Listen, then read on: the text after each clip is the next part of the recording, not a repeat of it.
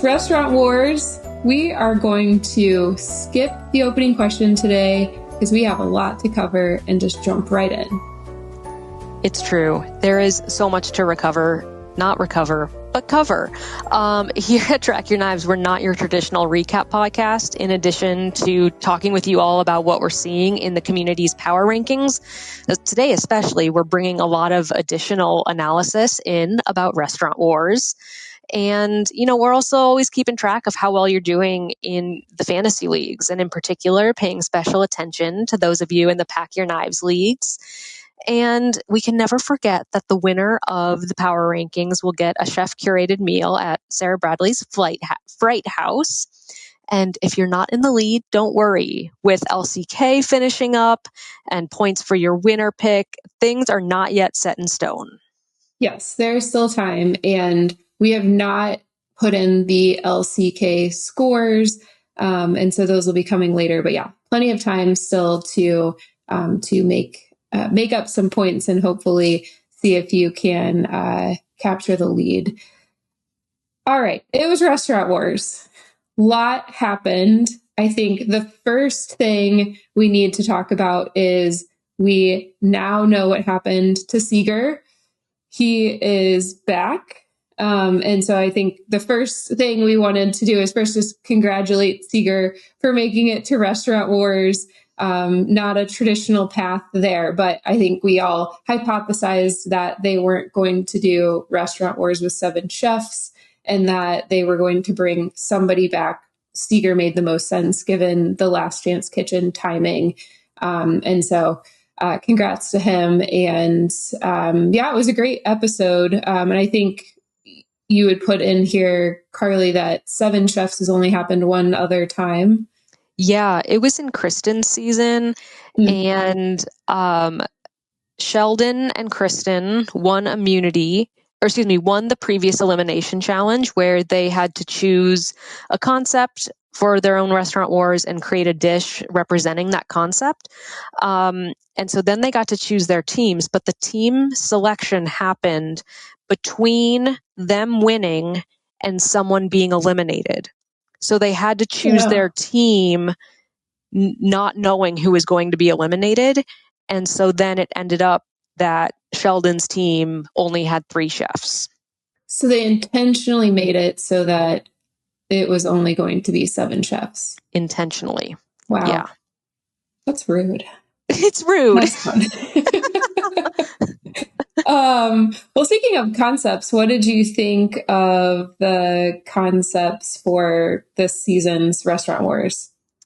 They were very similar. Mm-hmm. Even The Southern Queen. Even exactly like that was really funny to me. How similar, the Southern influence makes sense. It's where your location is. But it also then to me felt like there wasn't a super distinct point of view. It was just sort of like how you see restaurants that are new American, right? Yes. It's like, what does that really mean? So I liked them. I saw this on Reddit too, that lots of people were very happy that let's do global as a theme. Yes. That was shot down because that's not a theme. Right. Yeah. Yeah. And it was nice to see, I think Sherry did a great job, like incorporating her Brazilian roots into the Southern dish. So it was nice to see some of that get brought into these concepts. But I agree, it was funny that they were very similar. And I don't know that either of them was like, oh, what an amazing concept, or like, I'd love to read that menu and go eat that food. But I still thought it was a really successful episode. There was a good amount of drama and good dishes that made it through. And it's always nice when it's not clear from the edit which team's going to be the winner and losing team. So I thought it was overall a pretty good episode. Yeah, I think that they really struggled with who was going to be the winning team, and we can get into that. But I felt very unsure as I was watching, like which team is going to win, and in particular, how to take into account them doing takeout, because that also ended up seeming like it was a wash, that it didn't really have that much impact. One team forgot a few dishes sometimes, and one team, what was it? It was the utensils. They forgot a left few, out or it didn't utensils some of travel the well. time. It didn't travel well. And so it just didn't seem like it made that much difference. Yeah. It was hard to figure out like what really was the deciding factor. Was it the amount of time that they had to wait at the table to get served? Because the food seemed like pretty on par. Like they liked some of the dishes in both of them and didn't like some of the dishes. And it's like, I wonder if Anthony hadn't had immunity, like would that have changed things? I don't know. So that was, cause that seemed like their potentially least favorite dish outside of the rice pudding. I think so. But yeah, it was a tough one. But speaking of the takeout, we got to see Tom Havishrow on there. I saw him like flash up and I'm like, was that Tom? And then it like goes back and I was like, hey, it's Tom. So it was like, I was excited for him that his little interaction with the takeout with his wife, Allison, got to make the cut. Yeah, I thought that was great. I'm sure he got so many text messages. But if you haven't yet listened to Tom and Sarah's recap, because Tom gives his perspective on what it was like being part of filming, but also doing takeout. I just have to say, I'm super jealous. If they ever come to Seattle, you can bet your bottom dollar I'm putting myself into whatever lottery it takes to get me to be chosen to be a diner at one of these events. Yes, same. I have little hope that they'll actually ever come to St. Louis, but if they do, I would like to be on that list as well. But yeah, it was very fun to see him and hear him describe all of the food. It's cool to actually hear someone that got to be there and taste it, talk about it. So was very, very excited to see him and happy to hear kind of how things went. Well, something that's great about Restaurant Wars is it happens every season. And so we have a lot of data that we can compare previous Restaurant Wars with to this season's. And so what we want to do is before we get into power rankings, kind of break out some of the data about Restaurant Wars. And so the first one we wanted to chat about, you actually did an analysis that you pushed out on Pack Your Knives this week about the team selection process. And so last week we were talking about like how often have they actually like selected their teams ahead of time, and how often do they just like gather into groups and pick their teams that way, or generally how are teams picked? So you did a big analysis on that. Do you want to break down kind of what we've seen over the years from a team selection perspective? For sure, Kendra. Yeah, I mean, for me, one of the big standouts is how frequently there are captains, whether that's based on a knife draw or the quickfire winners. In two cases, it was based on elimination challenge winners for their concepts, like the concept challenge, that directly preceded implementing that concept for Restaurant Wars. And then there are just these 3 seasons that I think are just random. One is this one. The other one from where they did another just full on, let's just self-select, which was in Wisconsin. Why is my memory faulting? I think it's Wisconsin. And then there was one season where they did it by gender, which just honestly really bothers me. Yeah. And that was in Texas, and I feel kind of like production maybe wanted to continue the drama between Beverly and Sarah or something. But I don't like that. When I did this analysis, I realized how much I like the idea of captains, because I personally am so uncomfortable with the self-selection split that I just get anxious thinking about that. and yeah, it's interesting how it's 2 recent seasons that have done the self-selection, and I wonder if we'll see that more moving forward. There were 4 seasons where the teams were chosen fully at random, either by a knife draw, or in, I think it was Portland, they did a coin flip. Oh yeah, it was Portland, because that's how Portland's name was actually decided, was a coin flip. So they sort of pulled in that local lore into Restaurant Wars. Yeah, I just think the drawing knives or some way to determine captains would make me personally feel more comfortable. And it's what we've seen the vast majority of seasons do. But I'm curious how other people feel about just the straight up, let's all just stare at each other and move. Yes, I know. That would be so uncomfortable for me too. I would be like, I'll just go wherever like no one else decides to go. But I wonder, so it was the barbecue challenge where they did captains a few episodes ago, and I wonder if that like factored into why they did random this time, because it's not something they could have pre-planned, because they weren't planning for Jen to go home at that point.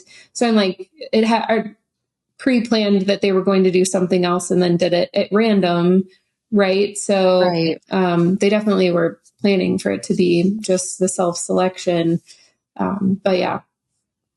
Yeah, at some point I think maybe I could do a analysis of what proportion of team challenges are knife draws or coin flips or other form of a random selection. Yeah, across the board. Yeah, we should look at that. Another thing that we wanted to look at. So for a bonus question this week, we asked which how will the judges be served based on the winner? Will the winner serve first? Will the winner serve second? Or will they split the judges up? I know they've done that a few seasons where they've ate at different times. They've had more guest judges. And so we saw this episode that the team that served first was the winner. So how often does that happen in Restaurant Wars? The vast majority of the time. Yeah. And even in the case, there was one season where the judges split, but the team that won was the team's restaurant where Tom ate at first, sort of Tom as head judge. So I sort of consider that to be, even though it was split, I kind of consider it to be the winning team served the judges first.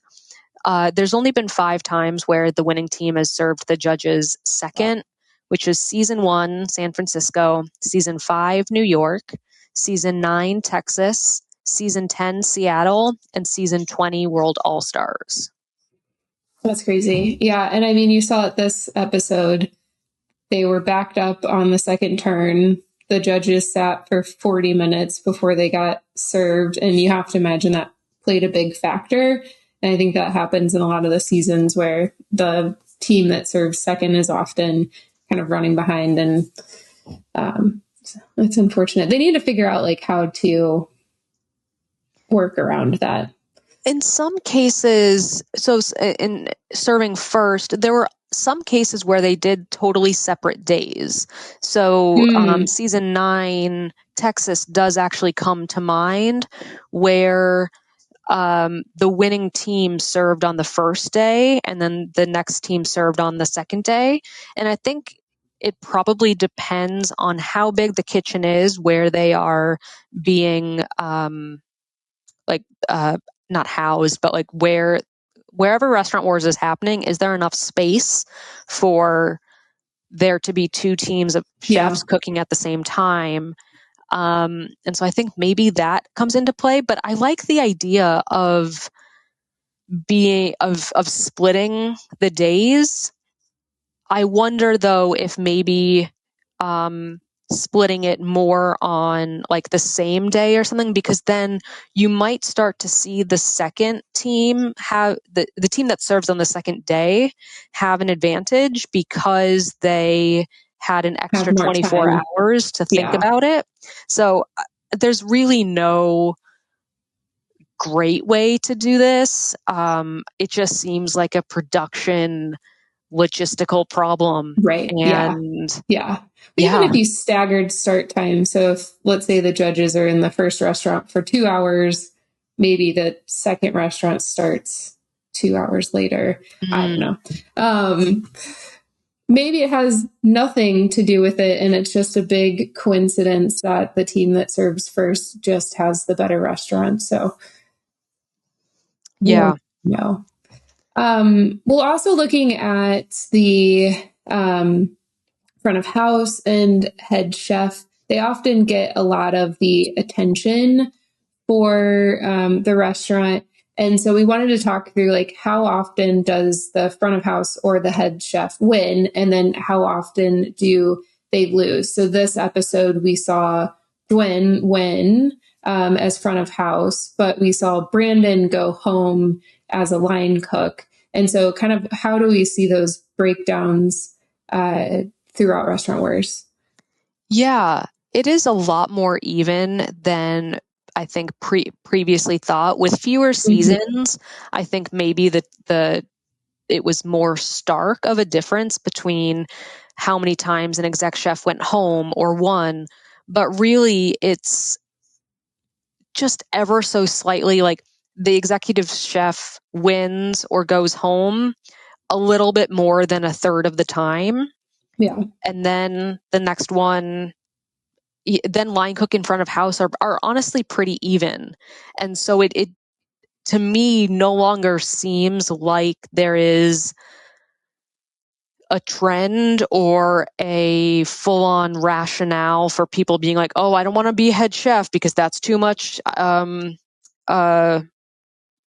I don't want to be too out there, right? And so I just don't think that holds anymore.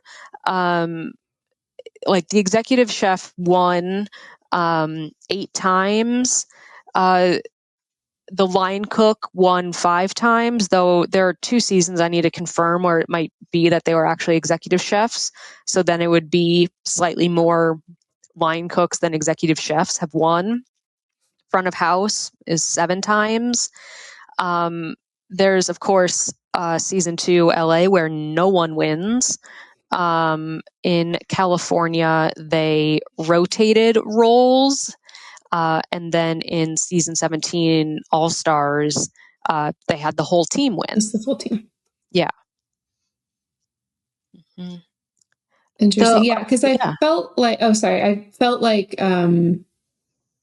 like Brandon and maybe Jonathan as well, like, seemed to pull away from the exec chef or the front of house role. And they were kind of just like assigning out, they're like, Oscar, you should do front of house. And then, like, whoever comes back should be the exec chef. Like, they didn't even know who that role might be as a Jen coming back. And so I was like, I couldn't figure out if it was like a strategy where they were trying to lay low, which, like, doesn't normally seem like Brandon's, like, MO. Like, he's usually out there and wanting to be front and center.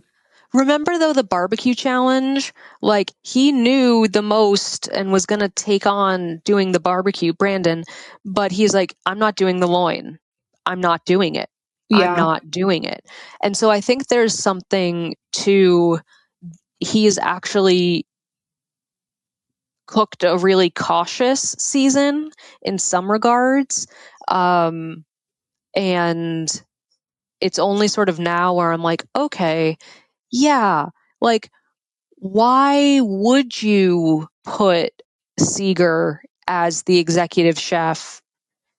Yeah, he's just coming back. He's just coming back. Now, I think a difference here is that both of the concepts felt very much like everyone's doing it equally. And it's not so much like they're the executive chef, they're the holder of the vision, they're the expediter. And I think this is where my knowledge of how kitchens work is contributing to me not being able to fully, like, understand that nuance.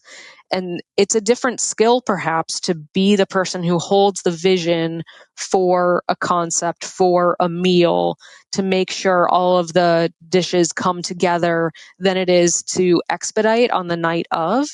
And so I wonder if there's something there where in my head, I'm thinking executive chef is one thing, but for the people who are actually chefs and cooks, they see it as something different. Yeah. Yeah. That's a good point. I hadn't thought about that. Because I think it's really like that, yeah, that exec chef is really making sure like the plates look how they need to look and they're getting out to the right spot. But I mean, the line cooks really were doing a lot that we saw this episode. And you're right, like a lot of times whoever takes exec chef, you see them really handle the concept and kind of direct the menu, and this felt more collaborative this season, and I think that did make a big difference. But yeah, it was an interesting choice of Brandon not to take another dish and to pick the dish that he did take on too. Like it didn't seem to have a lot going on, but you're right. One note that we had is like Brandon's never been in the bottom. He's the only chef that had never been in the bottom of an elim, but he's never won either. And so he was kind of coasting and playing it really safe this season. And I think you're right. That kind of caught up to him finally playing that safe role and maybe trying to make it to the end versus like really cooking strongly and kind of making a name for himself. So that's a really great point. All right. Well, do we want to get into power rankings? Because I think we both did pretty well this week, better than average. And you nailed one of the picks. I did. I am really proud of myself, Kendra. I was able to, I ranked Brandon as most likely to be eliminated based on nothing really. But it felt really good to get those 8 points because there were only 4 other people who correctly put Brandon as most likely to be eliminated. That's and that amazing. was Spence K, Sherathune, AD Designs, and shout out to your friend Bishop. Hey, Bishop. Yeah. Good job. Yeah. It was, I felt good when I saw that there were only 5 of us who did that out of the 132 That makes me happy. Well, I took the approach of, so we know who the teams are, and I'm like, I need to bet on like one team winning. And so I went with Anthony, Doyle, Lawrence, and Sherry. But I'm like, that would be a bad move just in case they lose to not shift at least one of them around that I think maybe would be most at danger. I got that completely wrong. I was like, Brandon's probably the most likely to win if that team wins. So I popped him up to 3, completely wrong. So not good at this game. You and I were in the majority of people that interspersed teams in our power rankings. Only 28% of the players ranked the teams wholly together, 1 through 4 and 5 to 8. And honestly, like fortune favors the bold. They earned an average of 2 more points than the rest of us who interspersed, and well done to them. I got scared. I interspersed. Me too. Yes, same. I'm curious, of those 28%, did you see like which chefs they had, like which team they had at the top? Like what the breakdown was there? I'm pretty sure that it was the Carolina Queen, so Dwen's team, because on average, they were ranked, like looking at those who scored the teams together, on average, the Carolina Queens were ranked 2.9 and Tiara Reina was 6.1.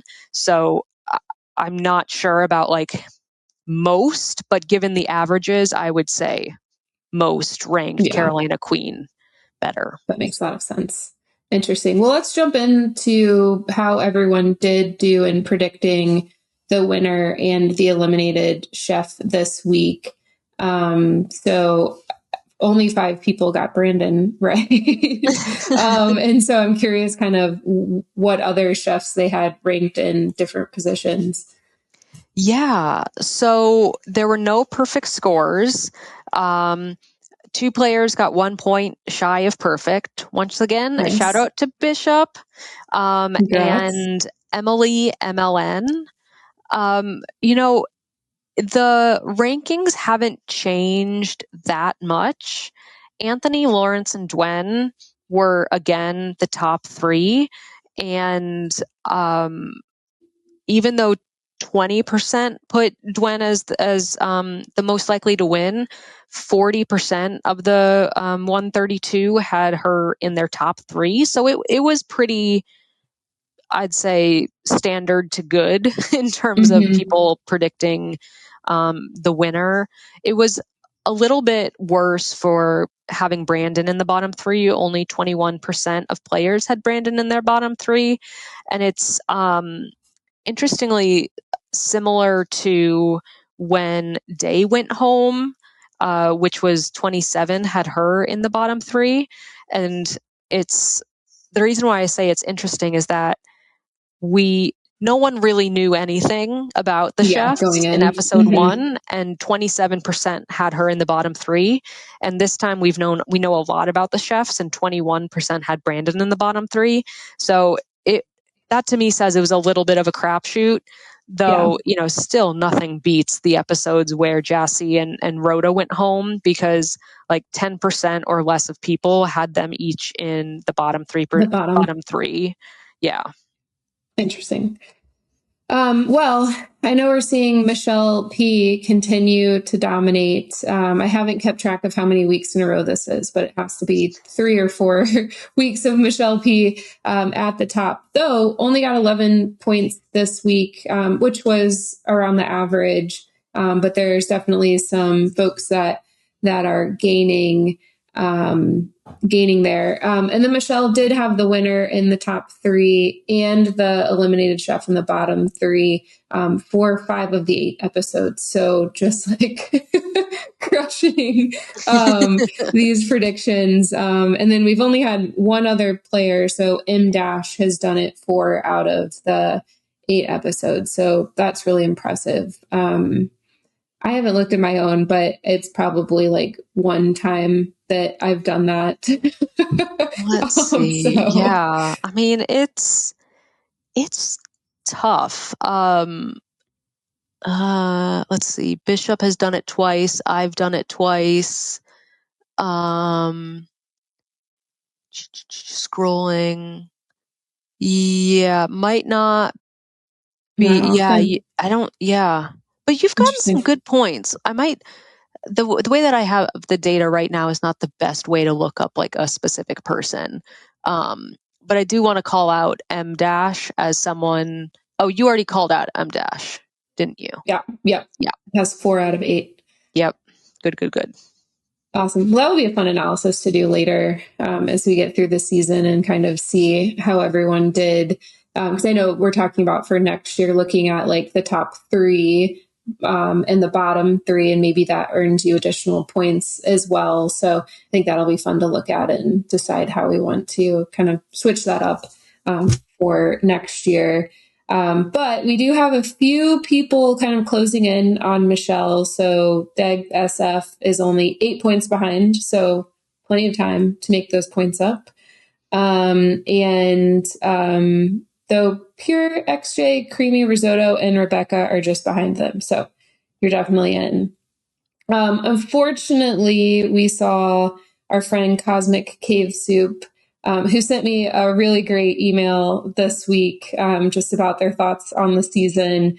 So it's always fun to chat with everybody. And then Top Dog dropped out of the top 10. So sorry for both of you. It's been fun to have you in the top 10 for these last several weeks.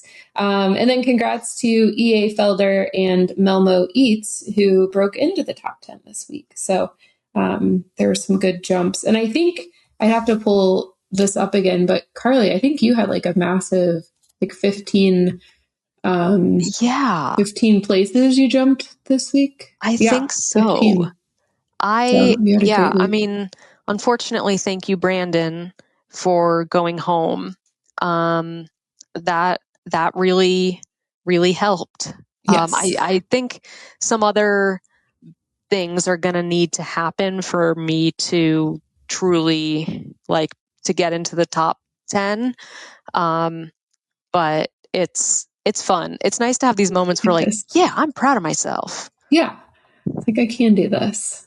It was really hard. I thought this was going to be like easy to do each week. And it is so hard. I was looking at this next week and I'm like, I don't know. There's like, it could literally go anyway. Like Oscar had a really great week and it's like he sort of bounced back. It's like if he can keep cooking like that and how he cooked in the barbecue episode, it's like he's kind of back in contender land and whoever comes back from Last Chance Kitchen. So yeah, it's going to be, I think these next episodes will be hard.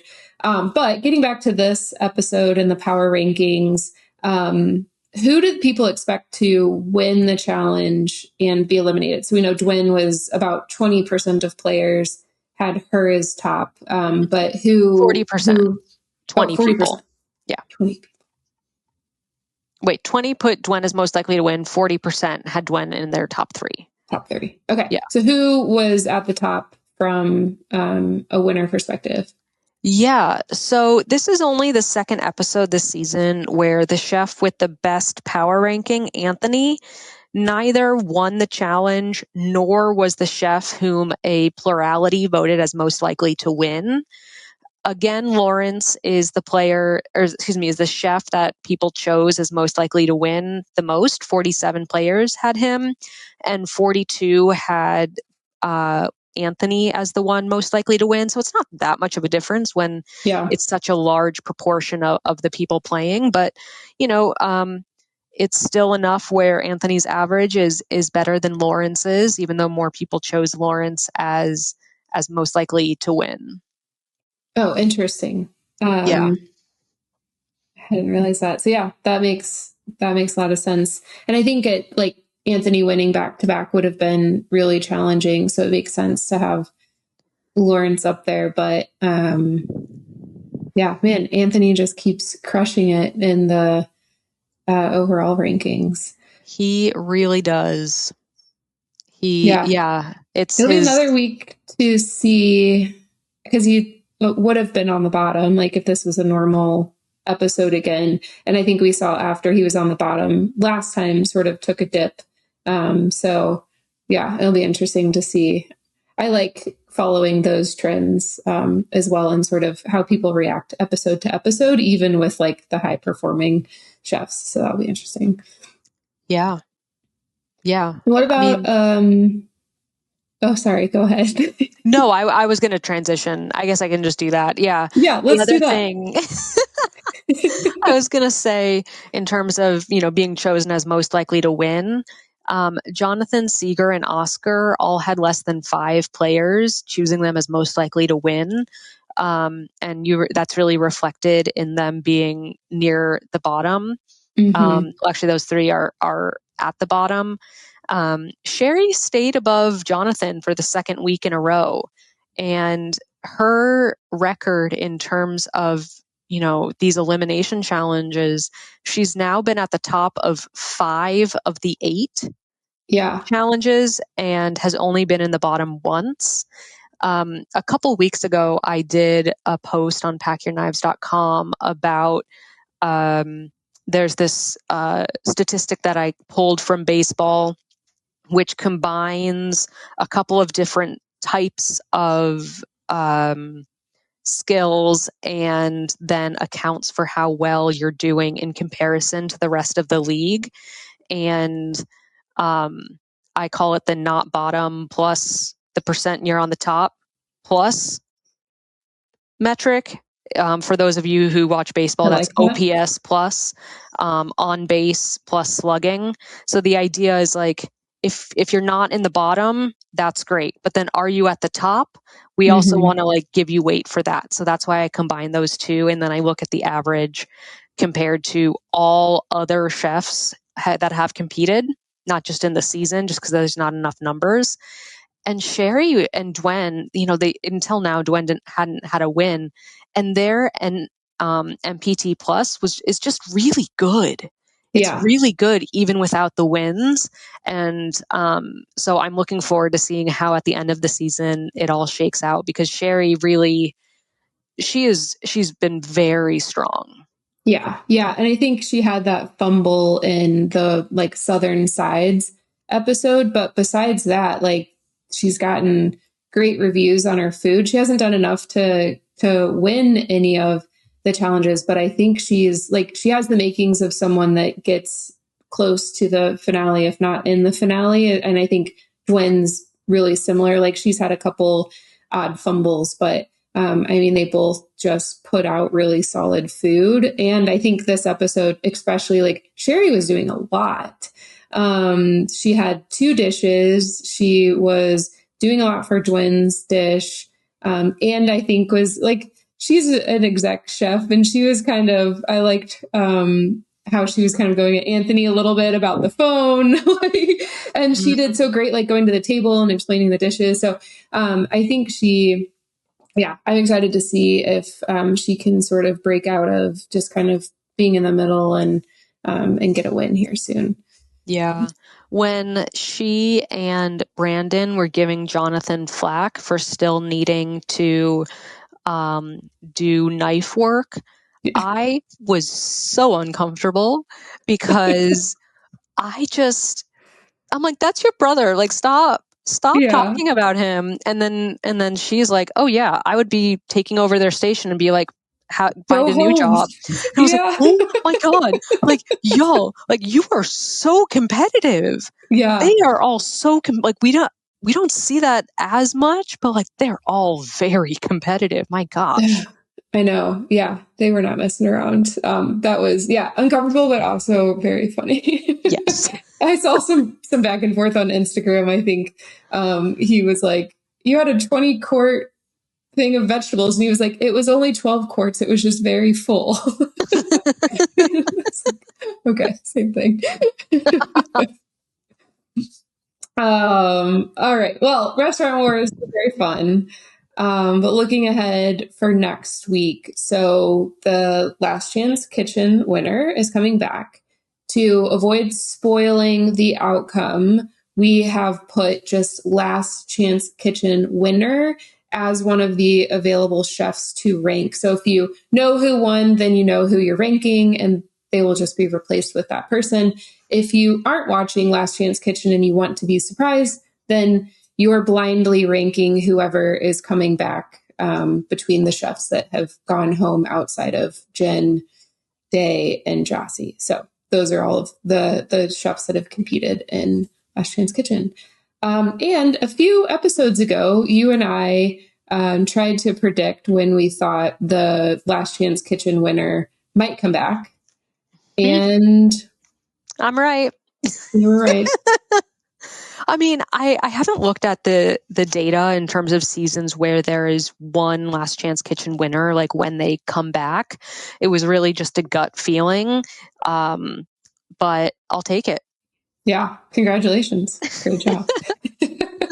Well, looking forward to next week. It looks like kind of a fun cocktail dinner party. They're out and about, not in the Top Chef kitchen. So that looks like it will be very fun. So I'm excited for that one. Few notes on fantasy leagues. Lawrence and Anthony have both surpassed 40 points. So they've each had 2 wins. They've each been on the bottom once or twice, so that's impacted their points, but they've been pretty solidly performing at the top. And so they've done really well. Sherry's crushing it in 3rd, and Dwyn's just right behind her. So those are both great chefs to have on your fantasy league teams, along with Lawrence and Anthony. I think one of the people in my league has Sherry and Lawrence, and they are like double the points of everybody else. They're like one of the only ones with 2 chefs left, and just like crushing us. So congrats to Katie, who is in our league for the very first time. She just moved back to St. Louis from Seattle, and so we let her into the league, and is just killing us all. So we're hoping it's beginner's luck, but we'll see. But what I thought was more interesting is that Oscar only has 1 point, which makes me sad for him. But Rhoda and Jennifer, who have been eliminated, have more points than Oscar, Jonathan, and Seeger right now. So they're actually still above them in terms of fantasy league points. But they've got time to make that up in the next few episodes. And we will see. Yep. That's tough with the points when people who have left the competition already have more points than people who are still in. We saw that in season 21, Wisconsin was it Wisconsin? I think so, with Katiana Hong. She was doing so well and then was eliminated. Yeah. And then you had, who was it? Manny, who just like never went home, but was almost always in the bottom. Because I had him and it was just like negative point. Maybe I'd get 2 because he wasn't in the bottom. I remember that being a rough fantasy league season. Well, let's do a quick shout out for all the fantasy leagues and those who are crushing it. Yeah. So looking at the standardized scores, there's one person who has a team of just Lawrence. So their standardized score is really good. Team 3 of Top Chef Foodball. A team of 1, I don't know. But Risotto Curse of Pack Your Knives 4 League is just behind them in the standardized scores. When we look at the Pack Your Knives teams where we can compare the real scores, because all of them have 5 chefs each, Risotto Curse drops to 4th. And M. Croissant of PYK 10 is leading with 129 points. Wow. Costers has 100 points and is in PYK 6. Dumpling from PYK 7 is next with 86 points. And unfortunately, I'm very sorry to say that Pasta Trophy of Pack Your Knives 7 has -4 points. And then the second to last person, Team 2 of PYK 6, has 8 points. So they're a whole 12 points behind. I believe in you, Pasta Trophy. You can do it. You can do this. That's cool. It's fun to kind of, even though there's like smaller leagues, have this like larger league that all has the same number of chefs kind of mixed and matched. It'd be fun to like have the individual winners in each league, but maybe do something fun next year for whoever wins across like all of the Pack Your Knives leagues or something. Yeah. Noted for next time. Something to think about. Yeah. What about the 7 chef teams? Yeah. So of the teams with 7 chefs, it's very appropriate that a team from the league Restaurant Wars has taken the lead. Crushing it. Yeah. And Bubba's Biscuits of Sean and Sarah's Top Chef Battle is in second, followed by Finch's Favorites of Brazelton League, and then Sarah. And in 5th place out of the teams of 7 is Slaps in Toronto of League OG Flight Bennies. So love all of those names. Yes. Congratulations for leading the way for teams of 7. Yeah, that's so fun. I know. And Sarah's had a rough few weeks with a lot of her chefs going home kind of back to back to back. She was just like crushing it. Yeah, she can take it. She had like 100 points. So many points. Yeah, she's got a lot of buffer to make it through. Yeah, I'm pretty sure she's winning this season. Yes, we'll see. Yeah. We'll see. Maybe they'll all go and then it'll just be Team Tom crushing it, but we'll see. All right. Well, I think that'll do it for today. Thanks for hanging in. We had a lot of analysis to cover today, a lot going on. So appreciate you hanging out with us. Just a quick reminder, submit your rankings on find-topchef.com. We had a surprise time start this week again at 9:45 instead of 9:30. But get your rankings in. by 9:30 Eastern, or 5 minutes before. We'll just keep the same time each week, even though they keep shifting it around. And then make sure you check out all the great content on packyourknives.com. Carly does amazing analysis on there. And then if you haven't listened yet to Tom and Sarah's episode recaps, make sure you do that, especially this week with Tom reviewing his experience at Restaurant Wars. Is definitely one to not miss. And I'm Carly, and that's Kendra. And this has been Track Your Knives.